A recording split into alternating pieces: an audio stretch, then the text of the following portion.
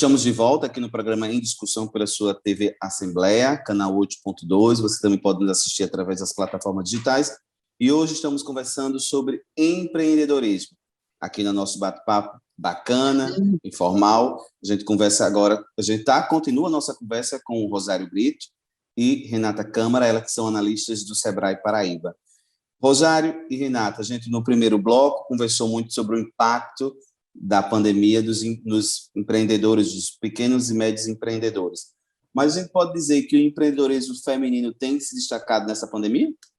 O empreendedorismo feminino, ele é sempre crescente. Por quê? Porque as mulheres, muitas são chefes de famílias, ela tem aquelas famílias para manter a subsistência dela. Então, elas estão sempre procurando, através da criatividade, as mulheres são muito criativas, elas veem as oportunidades, elas encontram alternativas para empreender, né? Seja no que faz, às vezes é uma mínima coisa que ninguém está nem enxergando que é um negócio, a mulherada já começa a desenvolver aquele projeto de empreendedorismo e assim vão adiante, às vezes em parcerias, começam com a própria família, às vezes começam com amigas. Então, para manter a subsistência dela, muitas começam uma área que tem sempre trazido as mulheres para o empreendedorismo, é a área de alimentação fora do lar, é esse segmento.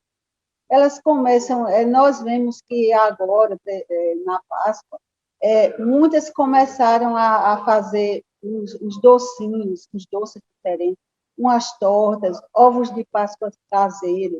Então, sempre a gente vê nas reportagens que elas têm vendido bastante, até porque, como houve o fechamento de algumas empresas durante esse decreto aqui na Paraíba, houve uma redução da oferta desses produtos da Páscoa. Então, essas pessoas, essas empreendedoras, aproveitaram esse momento para ofertar para as pessoas, para os seus clientes, novos produtos que elas colocaram no mercado com muita criatividade, com uma forma de entrega bem peculiar. Eu vi que algumas colocavam mensagem de minha família para a sua família, aquelas coisas bem, bem assim que a gente de afeto. Elas venderam também afeto, né? Que não é você vender só o produto, mas levar o produto para o cliente com uma mensagem de afeto, de carinho, que a gente está passando por momentos difíceis com essa pandemia, de isolamento social, o afastamento das famílias, os avós dos netos. Então, nós estamos sofrendo por conta disso, de não poder estar dando aqueles abraços que tanto nós gostamos. O brasileiro é afetuoso, o paraibano é afetuoso. Então, isso faz muita falta. Então, você receber um produto com uma mensagem assim, é um diferencial competitivo que vai levar o cliente àquela memória afetiva, familiar, e ele fica muito satisfeito com isso. Vai ter esse diferencial competitivo, vai fazer com que ele transborde no mercado.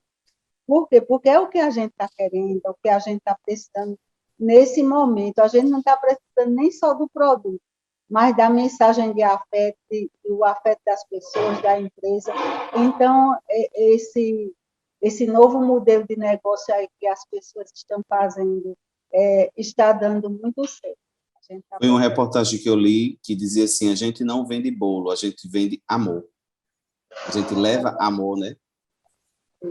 É isso que nós precisamos. Renata, a gente passou recentemente por uma Páscoa aí, onde muitas pessoas, como até a Rosário já falou, começaram os pequenos negócios a fazer aí para movimentar até uma rendinha extra. Como é que essas pessoas podem se formalizar? É vantagem para elas abrir uma microempresa? Porque a gente também tem outras festas sazonais, outras datas, por exemplo, Dia das Mães, tem sexta, tem meio do ano, tem o São João, que as pessoas fazem as comidas típicas. Essas pessoas podem se formalizar, fazer um MEI? Sim, elas podem. E a questão da escolha, eu vejo muito pelo seguinte lado, assim, tem pessoas, né? Todos nós temos um potencial de adaptação, de criatividade, muitas vezes que a gente até desconhece, né? Num momentos difíceis, nos momentos de provação, muitas vezes essas habilidades vêm à tona, né? E a gente desconhecia da nossa capacidade. Mas é preciso, nesse cenário, né, o empreendedor, ele buscar informações ao máximo, né? Ele precisa realmente se preparar da melhor maneira para ele encarar o mercado. E formalizar significa dizer que eu vou existir perante a lei enquanto uma pessoa jurídica, ou seja, eu deixo de ser pessoa só física, pessoa do CPF, para eu ter um CNPJ. E ter um CNPJ vai exigir algumas obrigações, mesmo que pequenas, né, ou razoáveis, no caso do MEI, já que as taxas, né, são relativamente acessíveis para pequenos negócios que tenham até um funcionário de carteira assinada, ou, né, que trabalham por si só, são autônomos, né, trabalham sozinho. Então, assim, de qualquer forma, é uma obrigação que você vai ter que ter, né, todo mês de recolher. Então, você vai ter que fazer sua declaração anual de rendimento, você vai ter que prestar contas à Receita Federal, né? Se você ficar inadimplente, você vai ser cobrado, enfim. Então, assim, eu acho que começar a empreender para todos nós, para toda pessoa. Agora, formalizar, eu acho que à medida que ela sente a segurança, esse é o caminho que eu devo investir, que eu me preparar mais, que eu possa dar conta das obrigações relativas a esse pequeno negócio, né? Então, eu formalizo porque eu vou poder também, perante uma negociação com outras empresas, você entregar uma nota fiscal de compra, né, e de prestação de serviço, ou seja, essa relação de negócio, ela vai ter um caráter de formalidade maior, e isso é uma segurança para quem empreende, né? Então, eu acho que assim, é você começar e depois, se está decidido a investir, então formaliza, que eu acho que é muito mais seguro, né? É mais, você passa realmente até ter direitos, além dos deveres, né? Que são importantes para você como empreendedor. Rosário, e como é que eu faço para eu formalizar a minha empresa? Qual o passo a passo, qual o caminho que deve se percorrer para a gente dizer assim, agora eu tenho a minha empresa, eu sou MEI? O primeiro passo é você buscar orientação. Então, nós temos duas formas de orientar aqui no Sebrae. Pode ser através do remoto, ele pode pedir uma orientação online, certo? Nós atendemos, é só ele agendar através do 0800 570 0800, ou então 2108 1100, ele agenda esse horário com a gente, certo? E nós atendemos ou remotamente, não precisa ele vir aqui, e nós passamos aquelas orientações. Como ele vai se formalizar? Ele se formaliza através do portal do empreendedor, mas nós dizemos a ele, antes dele se formalizar, ele tem que estar consciente da responsabilidade dele, dos deveres e das obrigações que eles vai ter, e também dos benefícios que ele pode obter. Ele tem que saber, se ele for um funcionário público, ele não pode ser um MEI, ele tem que saber se ele estiver recebendo auxílio de doença, ele não pode se formalizar como MEI, ele tem que ter esses cuidados para não perder. Se ele for aposentado por invalidez e ele abrir um MEI, ele perde. Não é só ele chegar no portal e ler as orientações, ou saber aqui sem ter as noções do que pode e do que não pode. Se ele for um empregado, ele pode abrir um MEI. Só que a problemática é a seguinte: quando ele for sair da empresa, ele não recebe o seguro-desemprego. Mas ele pode, ao mesmo tempo, ser empresário e também trabalhar numa empresa formalmente. O detalhe é esse: não recebe o seguro-desemprego quando ele sai, entendeu? Mas são muitos benefícios quando ele começa a se formalizar pelo MEI. O MEI é importante, assim, são mais de 500 atividades que pode ser MEI. Então, se a atividade dele se enquadra e ele está com dúvida, não, será que esse negócio vai dar certo ou não vai dar? Ele começa como MEI, valida o negócio. Ele valida, né? passa aquele tempo fazendo aquelas vendas, procurando as melhores alternativas, se capacitando. Aqui no Sebrae nós temos capacitações online, nós temos capacitações gratuitas, nós temos capacitações que são pagas também. Capacitações para todos os níveis de gestão que ele pode obter. Ele pode também fazer de controle financeiro. Tem, digamos, uma pessoa que atua na área de alimentação fora do lar. Ele tem que fazer umas capacitações. É importante que ele faça essa capacitação. É importante que ele conheça as normas que ele tem que seguir, para poder ele não incorrer em alguns erros que pode até causar o fechamento do negócio dele, se ele não seguir as normas sanitárias. Então, cada negócio tem suas peculiaridades. E ele se capacitando, ele tendo aquela consciência, que é importante para ele fazer tudo de acordo com a legislação, ele já é um diferencial competitivo para ele, com essas capacitações que ele faz. E para ser o MEI, como eu falei, ele pode ser atendido online, a gente mostra os deveres, as obrigações, e ele pode vir aqui no Sebrae, ele pode fazer uma consultoria, digamos, ele não tem certeza, ele pode fazer uma pesquisa de mercado, para conhecer melhor o mercado, conhecer quem são os concorrentes dele, e ter um diferencial competitivo, porque quando ele faz a pesquisa de mercado, ele conhece os concorrentes e ele conhece as qualidades e os defeitos do concorrente dele, né? Então, ele não vai incorrer no mesmo erro que o concorrente dele incorreu. E ele vai também saber, será que existe mercado para o meu negócio? Qual será a melhor localização que eu vou colocar esse negócio? Eu quero colocar em bairro tal. Será que lá dá certo? Eu quero colocar uma casa de bolo em tal bairro. Dá certo lá?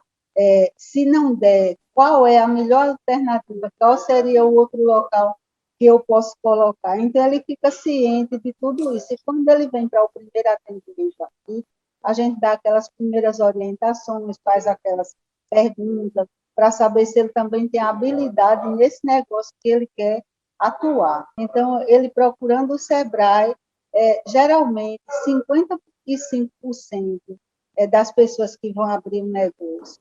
Esse dado é nacional, tanto aqui na Paraíba, em João Pessoa, como nacionalmente. Eles procuram o Sebrae para obter orientação, e eles vêm com muita esperança, porque eles sabem que nós temos expertise nessa área. Eles vêm também, muitas vezes, porque querem saber onde ir buscar o financiamento. Nós não temos o crédito, mas nós orientamos a melhor forma dele obter o crédito. Renata, então, pelo que Rogério falou ali, esse cardápio completo, o Sebrae presta uma assessoria completa do enfrentamento à crise, né?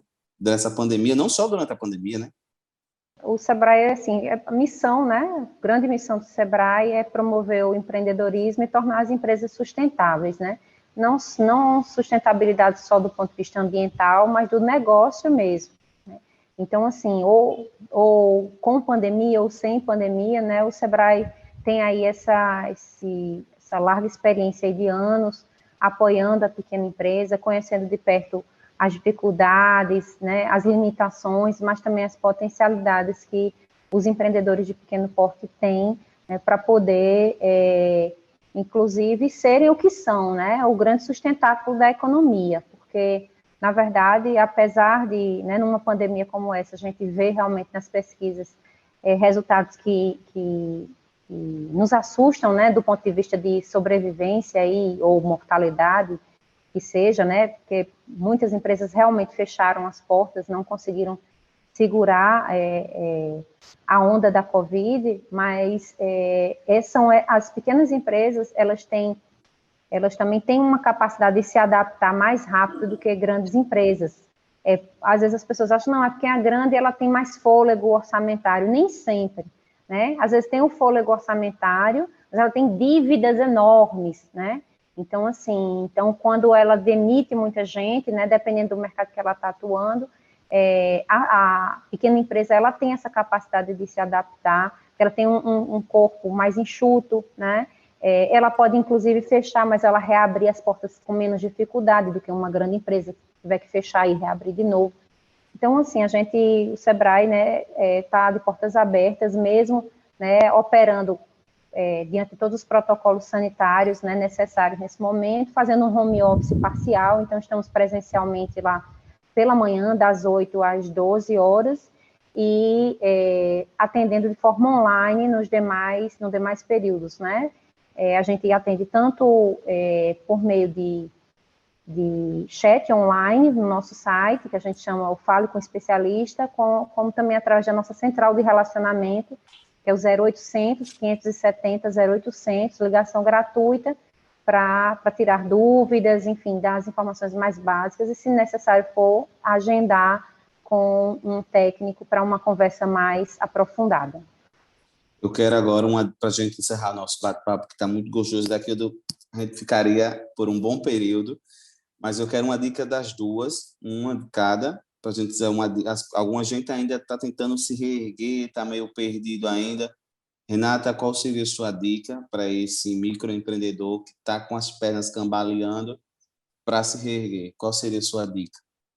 Eu acho que se ele está realmente com dificuldades financeiras, né, é ele ter uma noção clara, né, do tamanho do problema financeiro dele, para ele poder se reorganizar, buscar informação, né, buscar conhecimento. O Sebrae, como a própria Rosário em outra oportunidade falou, nós não somos o agente financiador, não temos o crédito disponível, mas o Sebrae, desde o ano passado, tem trabalhado fortemente, inclusive em nível nacional, para que tanto a gente consiga dar um suporte maior para as empresas que buscam financiamento, como estruturando programas de acesso a crédito, mesmo que o agente financiador seja uma Caixa Econômica, seja um Banco do Brasil, né, ou também por meio de cooperativas de crédito, que o Sebrae tem muita abertura, estimula muito o cooperativismo de crédito, entendendo também que para o pequenininho, né, é mais acessível, as taxas de juros são menores,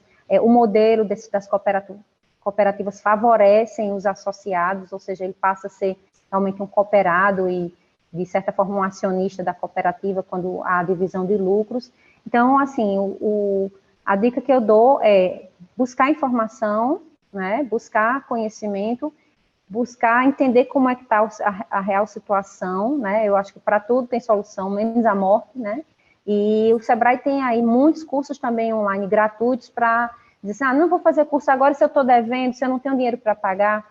O Sebrae tem uma cesta de mais de 80 cursos gratuitos pela plataforma de EAD, nos mais diversos temas, que podem ser um pontapé inicial para ele organizar, né, vamos dizer assim, o seu pensamento, né, o que ele precisa realmente de um conhecimento que seja útil e prático, né, pragmático, para ele poder tomar as melhores decisões agora. Rosário, qual seria a sua dica para o microempreendedor? Primeiro, ele deve observar os seus custos, né, para tentar enxugar os custos, para tentar ver, será que eu poderia inserir novos serviços, um novo serviço, tirar algum que não está tendo lucratividade, fazer parcerias, é importante.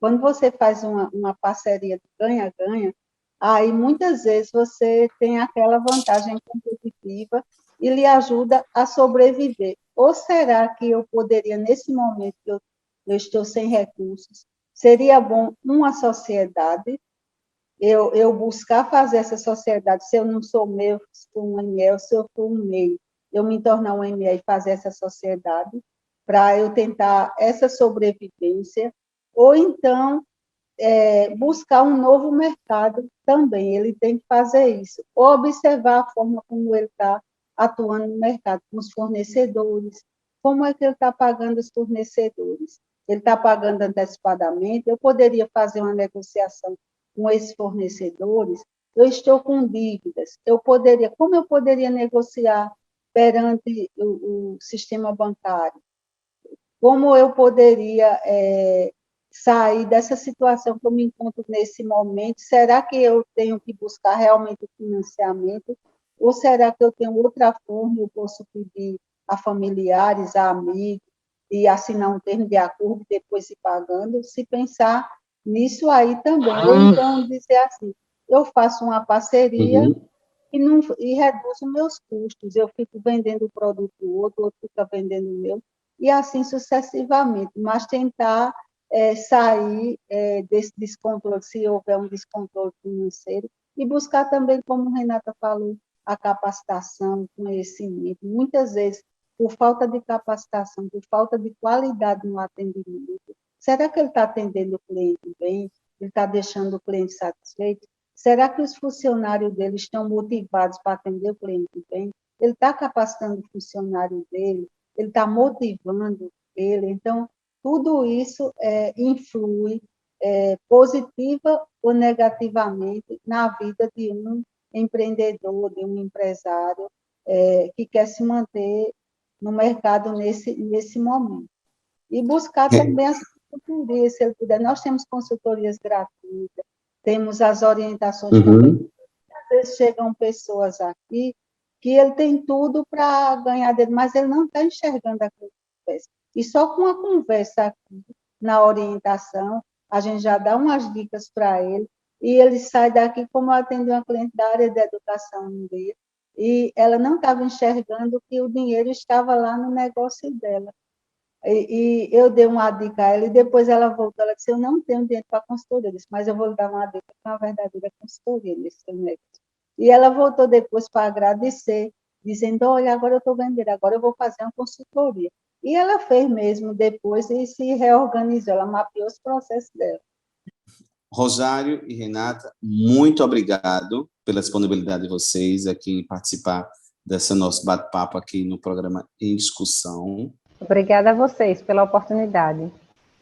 Um abraço, até o próximo encontro. Em Discussão termina por aqui. Você acompanha também todo o nosso conteúdo através do canal 8.2, que é a nossa TV aberta pela TV Assembleia, também pelo nosso Instagram, Facebook e YouTube. A todos, fiquem com Deus. Até o nosso próximo encontro. Como eu já disse mais uma vez, se cuidem, se for sair, use máscara e o importante, não aglomere.